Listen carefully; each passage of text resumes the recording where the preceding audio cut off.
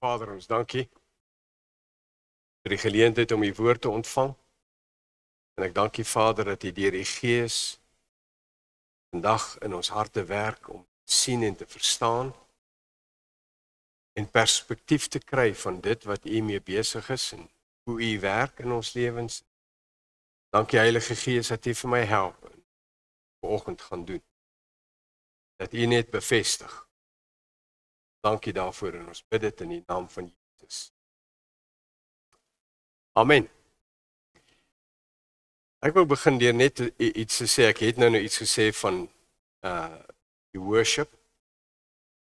Maar net 'n paar dinge van wat die afgelope week gebeur het. Vir my die belangrikste ding is hierdie was heeltemal anderster as in die verlede. Dion Hokkie kom al die afgelope van 2013 was hy die eerste keer hierso gewees. Maar hierdie was heeltemal iets anders. En dit het eintlik begin die eerste aand, Sondag aand, wat Dion ervaar het, dat die Here vir hom, en hy het 'n uitnodiging en 'n uitroep gemaak vir mense, wat hy het ervaar, die Here sê, call out people, wat mense uitroep, wat bereid is om wagters op die mure te doen. En wagters op die mure, ek gaan nie vanoggend daaroor verder praat nie, maar dit was Sondag aand. Donderdag aand was dit weer dieselfde ervaring. Mense het weer vorentoe gekom, wagters op die mure, mense uitgenooi en vra om hulle self te verbind. En Vrydag aand het hy gepraat oor intersessie. So dit het oor hierdie 3 dinge het gebeur in hierdie week. En dit was 'n belangrike fokus vir ons. En julle sien, ek glo die Gees van die Here praat met ons. En die eerste aand toe hy dit net gepraat het daaroor wagters op die mure, het ek gevoel in my hart, ek moet 'n geleentheid skep, wat ons vir 3 geleenthede bymekaar kom en praktiese, ek wil amper sê 'n workshop te hê ten opsigte van gebed, effektiewe gebed, nie net 'n gebedskursus nie, maar dit gaan oor voorbidding. En ons is in 'n tyd wat ons werklik nodig het om op die mure te staan en te sien wat die Here doen in die eerste plek, op te tel wat die Here doen, maar verder vir ons dorp en vir dit wat die Here verder wil doen. En daarom gaan ons 3 geleenthede, ek net gevoel 3 geleenthede wat ons dan 'n workshop sal hê, maar dit sal op 'n maandag aand wees. Maar ons wat nou gebeur, die volgende môre aand is 'n bietjie vinnig. Ek wil 'n bietjie voorberei, maar dan is dit 2 maande aande wat dit eintlik vakansie is. So die geleentheid wat ons dit gaan doen is die 5de Mei. En is oop vir enige iemand wat wil kom. Maar spesifiek dan ook vir diegene wat uitgekom het met die hele gedagte van wagters op die mure. En al wat ek wil sê, dit is vir my basies die ding wat die Here by ons agtergelaat het, is die belangrikheid dat ons onsself beskikbaar moet stel vir gebed. Dit beteken nie, ons gaan nie voor die tyd nou bid nie. Ek wil julle aanmoedig om tyd te skep, om in die volgende weke, in hierdie vakansiedae, want daar's baie vakansie, lang naweke en alles, om werklik tyd te maak, om by die Here uit te kom en te bid. En so dis vir my, ek wil amper sê, dis wat in die geesteswêreld nommer 1 in ons hierdie week gebeur het. Ek ervaar die Here roep ons as individue en as 'n gemeente om werklik onsself beskikbaar te stel ten opsigte van gebed. Uit die aard van die saak was daar weergeboortes. Ons het 92 mense uitgehad wat vorentoe gekom het. Nie almal was eerste keer weergeboorte, dus baie mense het uitgekom en gevoel om te kom. En ek het nie 'n probleem daarmee om nie hulle self vir die Here te gee, maar daar was 'n klomp mense wat vir die eerste keer Jesus aangeneem het. En daaroor kan ons die Here loof.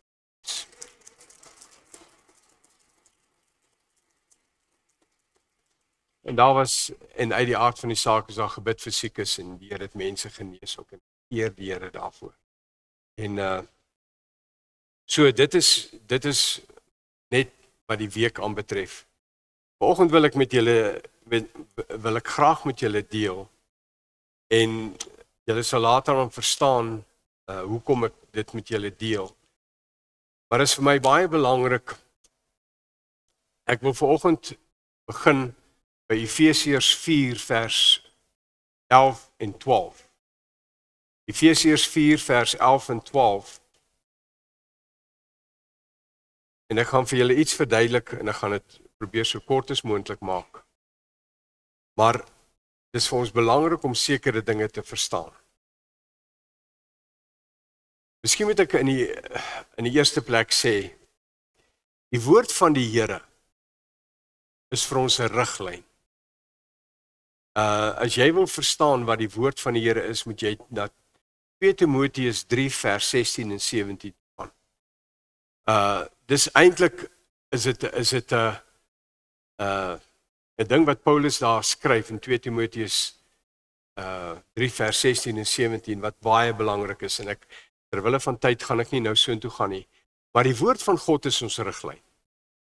Nou die dag sit ek en luister na iemand wat nou praat oor tale. Toe sê hy, tale was vir 'n tyd en hulle het probeer dit verduidelik, maar dit is nie 'n baie goeie verduideliking nie.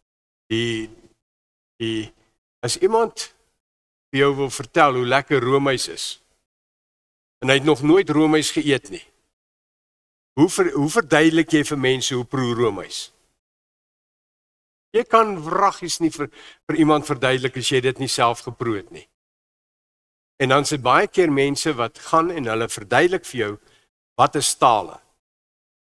Want met die Heilige Gees vervul word en jy in tale praat. En dan spekuleer hulle. En dan kom hulle by 'n punt en sê dit gebeur nie meer vandag nie. En een van die dinge van die woord van die Here is dit. As my ondervinding, en dis wat baie keer ons sê die ding agterste voor. As my ondervinding anders is wat die woord sê, dan baie keer dan sê ons, my ondervinding staan, ek ervaar dit nie, so dit gebeur nie meer nie. Dit wat die woord sê gebeur nie meer nie. Dis eintlik absurd. En daarom is dit vir my belangrik en het ek in my lewe dit uitgemaak en dis waarna ek strewe. Hierdie woord aanvaar ek net soos hy is. Iemand het eendag gesê selfs die leer waaraan hy gebind is, vir al die ou Bybels, dis genuine leather. So genuine is hierdie boek. Dis die feit. En mense sê ja, maar hierdie boek is nie meer dis ons lewe in 'n ander era en daar's van die goed wat nie meer werk nie en nie meer dieselfde as daai tyd is nie. Sorry. Dis nie waar nie. Die woord van God is die waarheid. En dis die einde van die saak. En ons het nodig om te doen wat ons moet doen.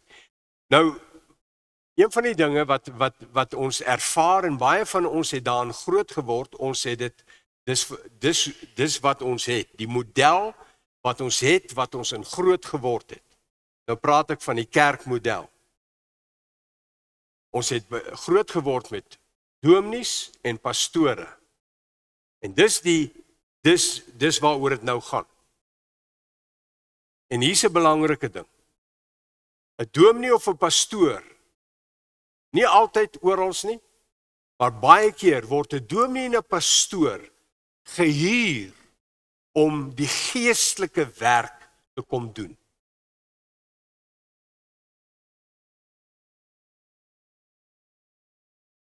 Hoor julle?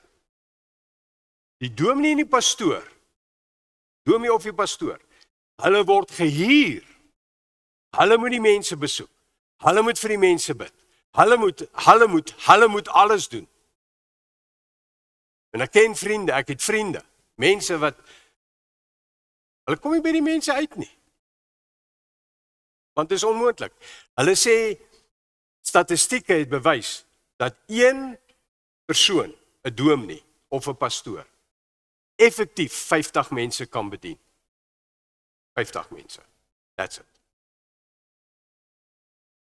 So as daar 400 of 500 mense is, en 'n dominee moet hulle bedien en na hulle behoeftes omset, dan kry jy nie tyd om te slaap eers nie. En dis die realiteit. So daar's 'n model of 'n ding wat geskep is wat nie in lyn is met die woord van die Here nie. Efesiërs 4 vers 11 sê, en hy het gegee. Nou, daar's baie meer om te sê rondom hierdie hele onderwerp. So ek gaan net vers 11 lees. Die woord sê, ek wil dit net, vers 8 sê, daarom sê hy, toe hy opgevaar het in die hoogte, dis Jesus, het hy die gevangenes gevangen geneem en gawes aan die mense gegee. En dan sê hy in vers 11, en hy het gegee. So hy praat nou van 5, ons noem dit die 5voudige bediening. Dis hoe ons dit beskryf. Daar's 5 gawes wat die Here vir die mense, vir die kerk van Jesus gegee het.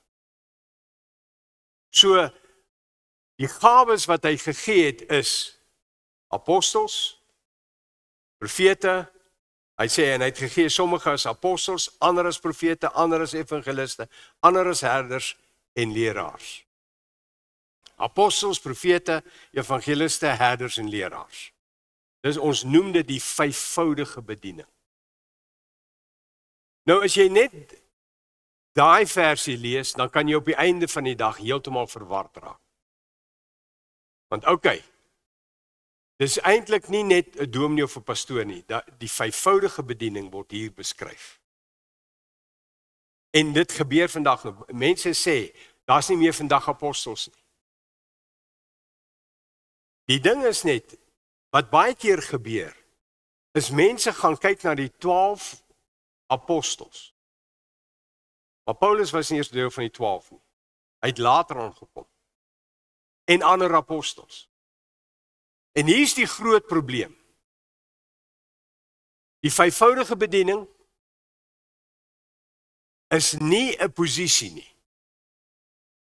Is nie 'n ding wat om jou nek gehang word en nou is jy a very important person nie. Ek is die, wat noem mense dit? Kan nie sê die katjie van die baan nie. Wat is 'n goeie uitdrukking, maar julle verstaan wat ek sê.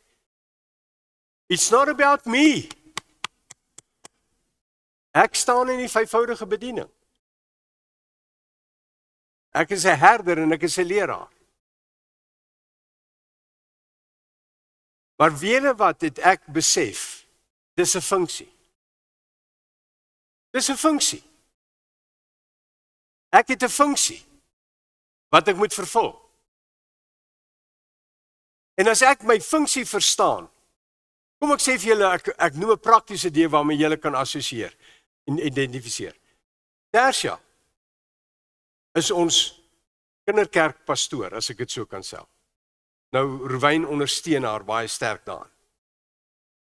Maar as ek wil iets verstaan van hoe om met kinders te werk en hoe om die salwing wat daarmee gepaard gaan en die effektiwiteit wat daarmee gepaard gaan, dan gaan luister ek na haar.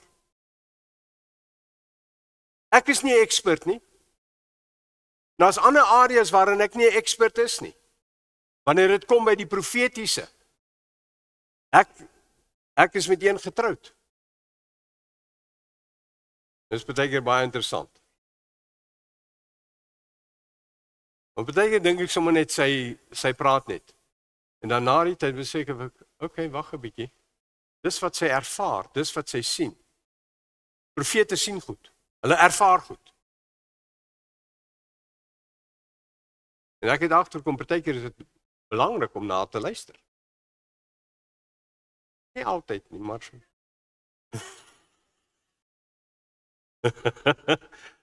Maar wanneer dit by daai goed kom, dan moet ek luister. Die ander goeters, ek het nog steeds my eie wil ook. Maar verstaan, dis vir my belangrik om dit te verstaan. So dis 'n spesifieke gawe wat vir die kerk gegee is.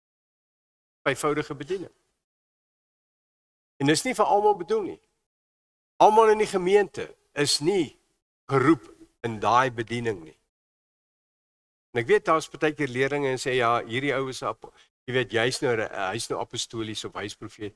Daar is gawes wat Romeine 12 van praat ook, maar dis vir my belangrik om te besef. Hy sê hy het gegee sommige.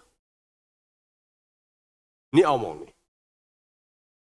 En dan gaan hy verder dan sê hy en hier is die ding. En ek het nou vir myself gaan en hy gewonder nou. Watter een van hierdie is nou die belangrikste? Watter een van hierdie is die belangrikste? En jy kry, ek wil net klaarmaak wat ek nou gesê het, jy kry vandag nog apostels. Een manier waarop 'n apostel kan beskryf word, is 'n vader. Hy's 'n vader. Hy het gegroei in sy volwassenheid en hy het by 'n punt, hy's in die vyfvoudige bediening en hy's 'n vader. Nou dis 'n hele lering op sy eie, so ek gaan nie daar konsentreer nie, maar dis een aspek van 'n apostel. Maar hier kom die ding nou. Hy het gegee, die vyfvoudige bediening, om die heiliges toe te rus vir hulle dienswerk. Om die heiliges toe te rus, to equip the saints for the work of the ministry. Wie doen die ministry? Die saints. Julle wat het ek tot die gevolgtrekking gekom? Ek het nog nooit daaraan gedink nie. Die belangrikste van hierdie 2 verse, die belangrikste persone is die heiliges. Dit gaan oor hulle. Gaan nie oor die vyfvoudige bediening nie. Die vyfvoudige bediening is 'n funksie wat die Here daar gestel het. Dis 'n rol wat hy vir mense gee om die heiliges toe te rus. Die heiliges is julle, ek is deel van die heiliges. Dis vir die werk, hy sê hierso, hoor net mooi. Hy sê om die heiliges toe te rus vir hulle dienswerk tot opbouing van die liggaam van Christus. Tot opbouing van die liggaam van Christus. Wie doen die bouwerk? Wie bou die liggaam op? Die heiliges. Nou uit die aard van die saak, die woord wat ek bedien, en bemoedig mense en alles, die persone wat hier so voor staan en preek, hulle bemoedig mense, hulle gee hoop en hulle skep hoop en alles, maar die groot saak, en dis wat vir my belangrik is van hierdie week wat Dion ook hier was, hy's 'n evangelis, maar hy funksioneer ook, en hy staan in die rol, in die funksie van 'n apostel. En ek gaan nou nie daarop ingaan nie. Maar dit is wat die Here vir hom bevestig het en is oor hom geprofeteer en so meer. So weet julle wat, toe ons hom ontvang het, toe ek die eerste aand hier gestaan of die eerste dag, toe sê ek ons ontvang die gawes wat hierdie 4 mense, ons ontvang daardie gawe. Want daardie gawe wat ons ontvang, gaan ons toerus vir die werk van die bediening. En dis wat gebeur het. En die woord wat hy gebring het, ek wil vir julle sê, dis 'n baie sterk woord. Die hele ding oor gebed. En ons as 'n gemeente het nodig om dit te hoor. En ons het dit gehoor. Nou lê die doen aspek daarvan. Die Here wil ons in gebed invat, soos nog nooit tevore nie. Georganiseerde gebed. Dit beteken nie ons gaan bid hier hou nie. Dis nie noodwendig, dit ook ja. Maar dis nie, ons gaan nou bid, so ons gaan hierdie week elke aand 'n bid hier hou.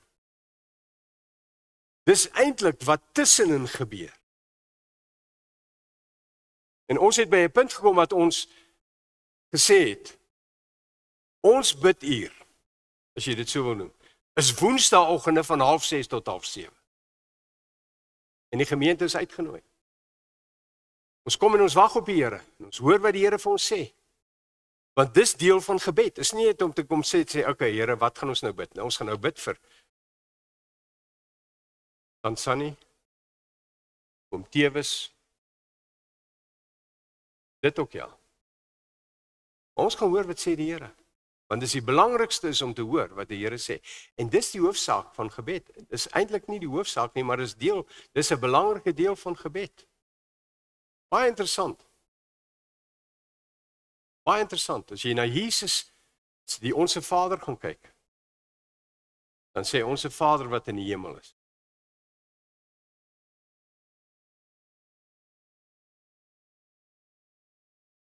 Waarop dui dit?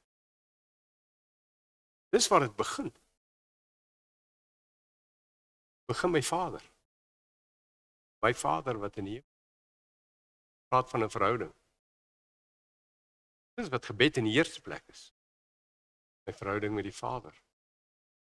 Laat U naam geheilig word. Dis worship. Gebed is nie net om, okay, hier is die lysie. Okay, ons gaan later nou daaroor praat. Ons gaan ons herinner daaraan. Die derde ding wat Jesus is gesê het, laat U koninkryk kom. Nou sê ons Here, U koninkryk moet kom. En ons is deel. En ek het in die verlede al gesê, ek meld aan, as ek daai gebed bid, laat U koninkryk kom, meld ek aan. Ek stel myself tot beskikking van die Here, want dit gaan oor sy wil wat in die hemel is, moet gebeur wat op aarde is.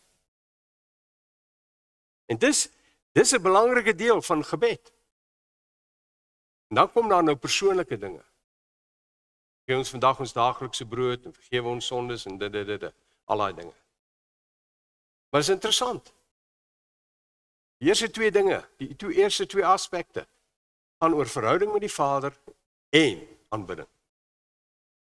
Nou, om terug te kom, om die Heiliges toe te rus. So ek is eintlik bly, en dit is iets wat ek vir die eerste keer in die afgelope, wil ek amper sê, van gister af aan gedink het. Die belangrikste persone in hierdie situasie is die Heiliges. Nie die vyfvoudige bediening nie. Ons erken die vyfvoudige bediening en gee eer en respek daarvoor.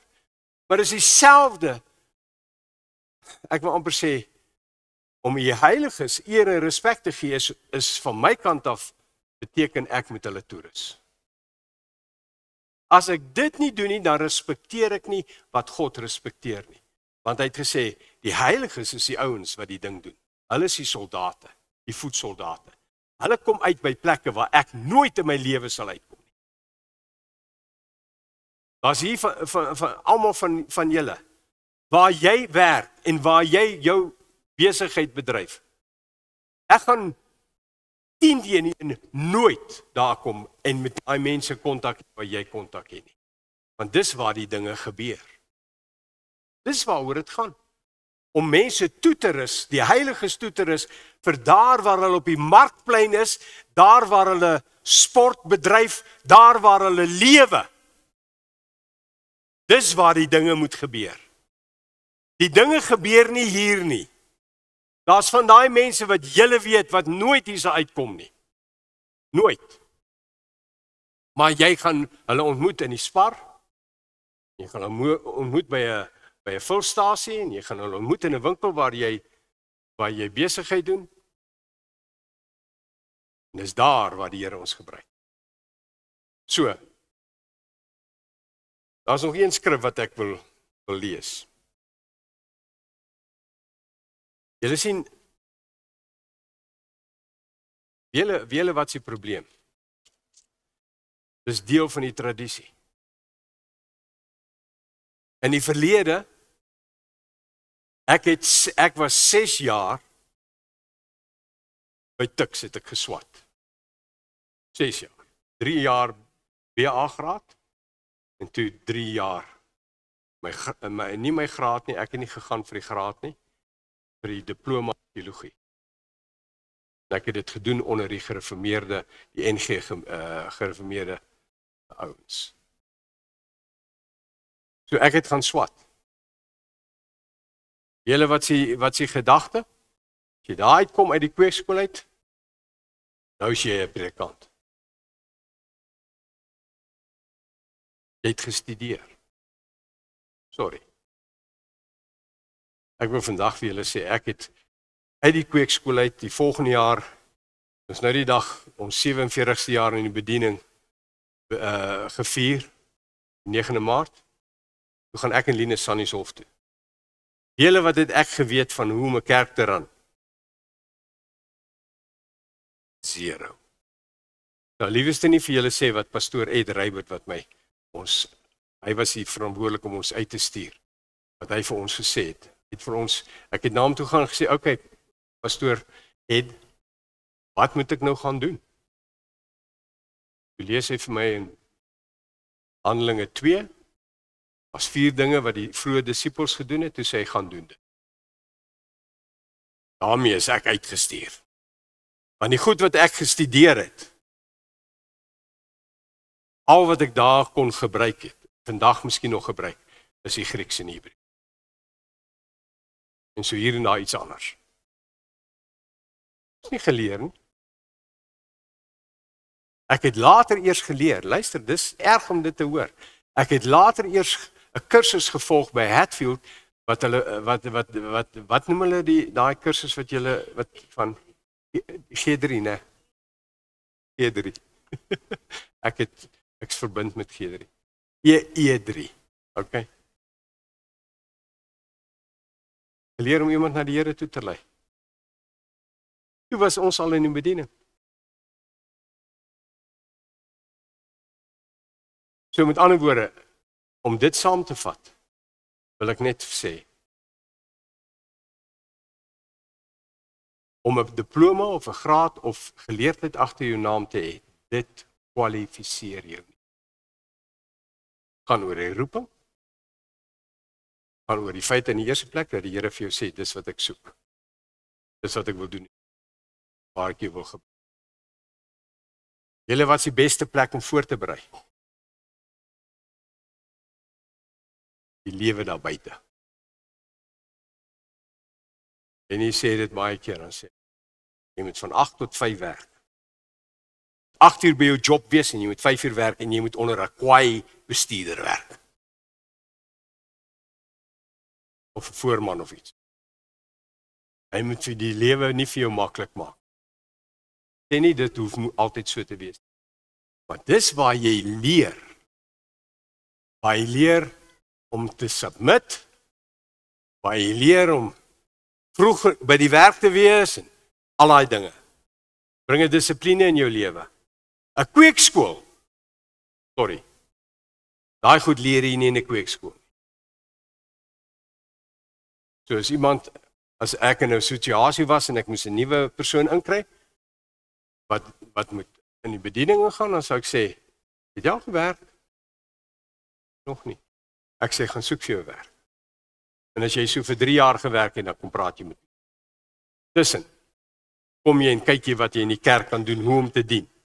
Hoe om stoele aan te dra, goeders reg te skuif, wat om in die kerk te doen. Dis wat jy leer.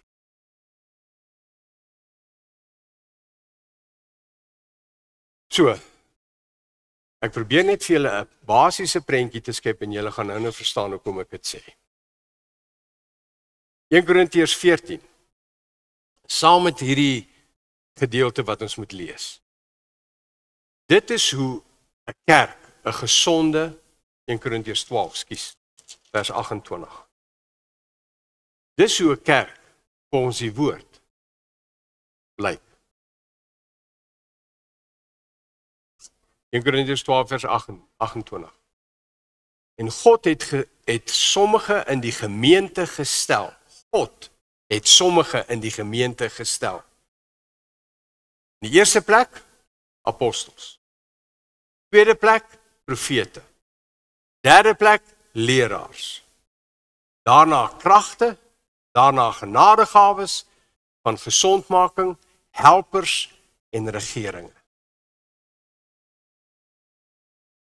Dit, as jy nou, as ons tyd gehad het en jy kom sit met my en gesels, dan kan ek vir jou sê, wie is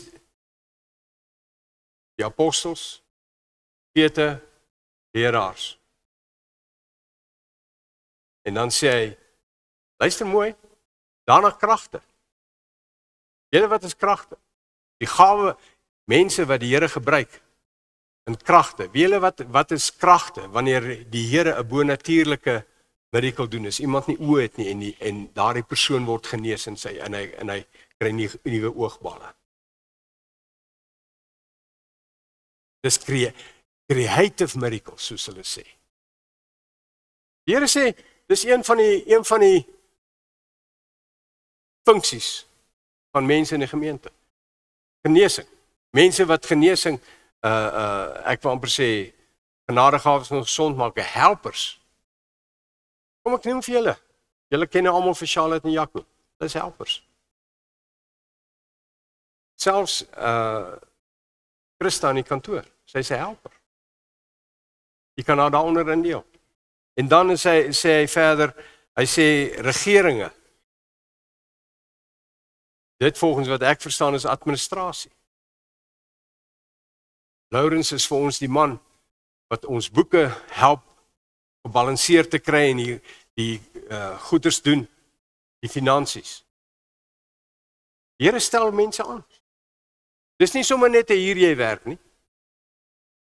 Maar dis die elemente van wat in 'n gemeente normaalweg wat jy sal vind in 'n gemeente. Nou oké. Vanoggend dis wat ons nou gaan doen. Vanoggend gaan ons Nico Nadel ordyn. Met ander woorde, en kom ek sê vir julle hoe werk dit. In die afgelope jare Nico Nadel betrokke geraak in die gemeente vandat hulle gekom het. Eintlik 'n klompie jare terug was hier 'n man gewees met Merwis, is dit van 'n Merwe. Merwis van 'n Merwe, hy het hier kom bedien een naweek, dis baie jare terug, ek weet nie hoe lank terug is dit nie. En hy het bedien en hy's profeties. En ek wil amper sê hier van die kant af. Ek weet nie hoe om anders te sê nie. Wys hy na Nico en Nadel uit die aard van die saak. En hy profeteer oor hom. Hy profeteer oor die bediening. En ek het hierdie jare gewonder, hoe gaan die dinge nou realiseer? Maar julle sien, daar's 'n gesegde wat ons sê, your gift will make room for you. Jou roeping will make room for you. En mense in die gemeente en mense rondom en die leiers sal begin sê, wag 'n bietjie. Ek sien iets gebeur daar. Dit is hoe ons, ek en Linus, ons was besig met 'n vergadering. Eintlik ons het altyd so aan die einde van die jaar die leiers kom ons by mekaar en dan praat ons oor die jaar wat voorlê. Dit was daai naweek in November. En ek en sy ry hier bo in by die kerk. En daar, ek weet nie of ek dink hulle was besig om volleybal te speel. En Ian was charge van die jeug. Ek en sy kyk na mekaar. Ek sê vir haar, weet jy so, ons het nodig om hierdie man te ordyn as 'n jeugpastoor. En as jy hele storie verder aan verbind. Maar dis wat ons gedoen. Nico Nadel, as jy op hulle spoor gaan loop in die gemeente, hulle doen die stadium. Nico, deel van sy gifting is sy leraar. Hulle doen die disipelskap. Ek is by 'n punt en ek is met julle baie eer. Ek beny hom. Die disipelskap was vir my baie lekker. So jy moet weet, Nico, dit was 'n opoffering om jou toe te laat om dit. Dit is nog steeds een. Verstaan? En dit is vir my lekker. Dis vir my is een van die lekkerste dinge in my lewe is om die woord. Dis man, as jy vir my sê hoe lekker is dit, dan sê ek vir jou, ek kan dit nie vir jou beskryf nie. Maar Die gifting wat in Nico Nadelis het vir hulle ruimte. Net meer en meer en meer. En ons het net gevoel, julle sien en sê maar hoekom hulle funksioneer, wat is daan? Julle sien daar's iets wat gebeur wanneer ons hande op hulle lê en sê nou stel ons hulle vry. En dit het te doen met die salwing van die Heilige Gees. En die salwing stel hulle in staat om net verder te gaan. Verder te ontwikkel. Gaan alles oor die salwing. Die hele ding van die vyfvoudige bediening, die hele ding van die Heilige Gees is die basis van alles. Want dit is die Heilige Gees wat ons toerus, wat ons bekragtig om te kan doen wat ons doen. En die Heiliges te laat doen wat elkeen doen. Okay? So 'n tyd gelede, 'n paar jaar terug het ons vir Christo en Lelani ordyn as evangeliste. Dis my vrou se getuienis. Sy sê vandat ons hulle geordyn het, hulle bediening verander. In 'n positiewe. So dis wat ons ervaar het. En op grond daarvan gaan ons vanoggend vir Nico tel. Dit beteken hulle is deel, hulle word eintlik verander dit nie veel nie. Hulle gaan net aan met wat hulle doen. Maar ons gaan hulle hande op lê, salwing van die Heilige Gees vrystel hulle. Reg so vir julle. Amen. So ek wil vra dat die ouens wat ek gevra het om vorentoe te kom, dat julle sal vorentoe kom. Ek en Linus gaan vir hulle hande op lê. Maar die ander leiers gaan net saam met ons staan. Dat ek gevra het om te kom.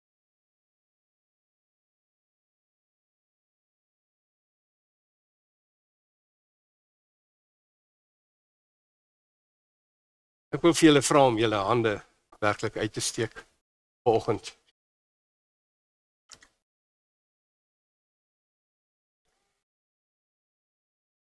Daar's 'n verantwoordelikheid wat saam met dit gaan. En hulle het self gegaan. Ons het vir hulle gesê, is dit reg? En hulle sien as iets wat ek begin verstaan het. 'n Pastoor of een van die vyfvoudige bedieninge hoef nie voltyds in die diens van die kerk te wees. Dis 'n salwing wat hulle dra. So hy is op hierdie stadium kan ek hom sê, hy's eintlik in Adel nou. Is 'n besigheidsman. Dis wat die Here doen. Ek is so dankbaar dat ek uit daai ding uitgekom het. So dis wat ons vanoggend gaan doen. Aan hande op hulle lê, afsonder dit wat die Here reeds bevestig het in hulle lewens onder andere en nog verder as ander profetiese woorde.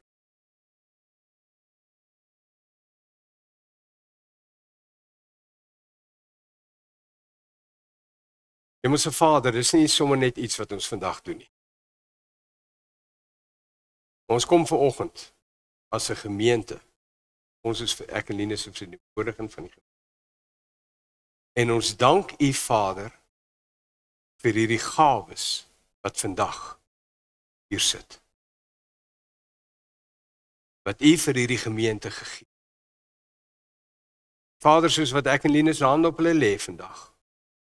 Dank ek U dat ons hulle kan salf in die naam van die Here Jesus Christus.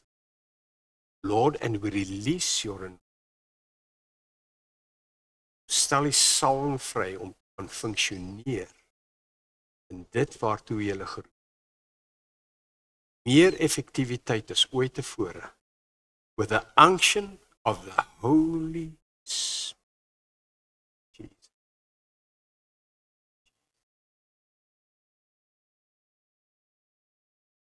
Yes. Dankie.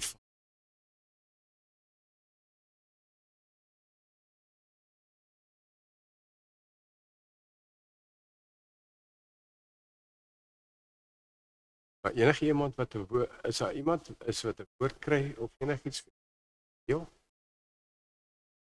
Maar ek wil vra dat ons as 'n gemeente iets hier wat ons dit doen, kan ons net vir hulle lekker hande klap gee.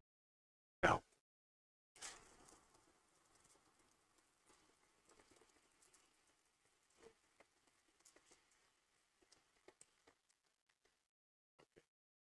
Sien ja.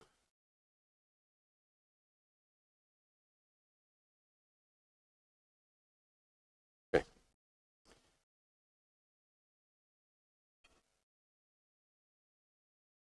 Ons maak net ons oë toe.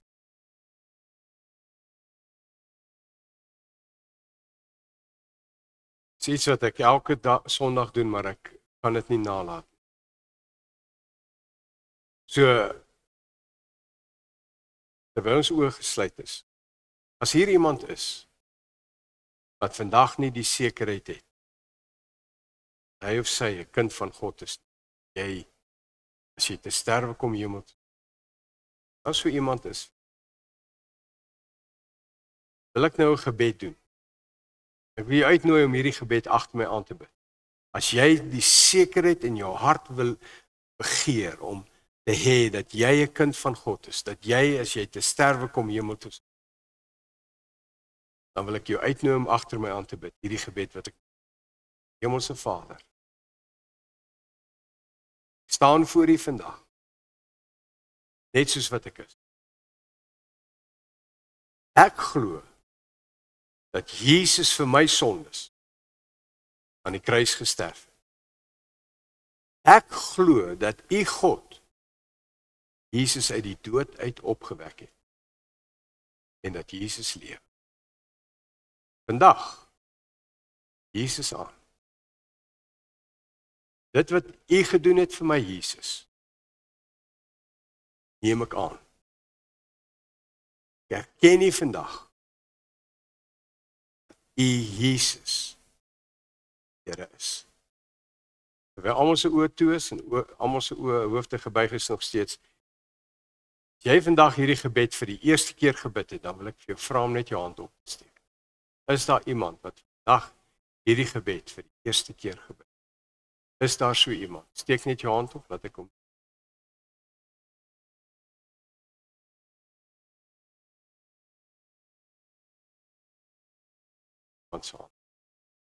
Ek gaan julle net seën,